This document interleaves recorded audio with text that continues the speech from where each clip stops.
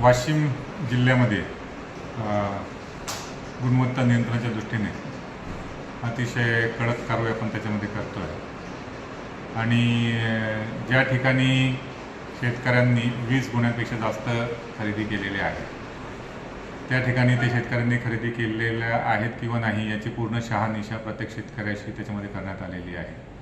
आणि ज्या ठिकाणी कृषी सेवा केंद्राने त्याच्यामध्ये जे कुठेही कमतरता केलेली दिसते किंवा हयगय केलेली दिसते तर त्या अशा कृषी सेवा केंद्रांच्या 13 कृषी सेवा केंद्रांच्या सुनावणी आपण आज घेतलेल्या आहे। या 13 कृषी सेवा केंद्रांपैकी जे आहे आपण 8 कृषी सेवा केंद्रांचे जे परवाने आहेत ते निलंबित केलेले आहेत। 4 कृषी सेवा केंद्राला जे आहेत ते आपण त्याच्यामध्ये सक्त ताकीद दिलेली आहे, कारण अतिशय किरकोळ स्वरूपाच्या त्यांच्याकडच्या त्रुटी होत्या।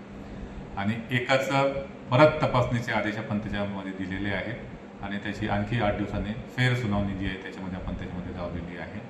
अशा प्रकारे शेतकऱ्यांना वेळेवर खत उपलब्ध व्हावा आणि खताची कुठेही टंचाई भासू नये, कारण मुबलक प्रमाणावरती जे आहे ते आपल्याकडे खताची उपलब्धता आहे। कुठल्याही अफवांवरती शेतकऱ्यांनी विश्वास ठेवून उगाचच त्याच्यामध्ये पॅनिक बाईंग जी आहे त्याच्यामध्ये करू नये।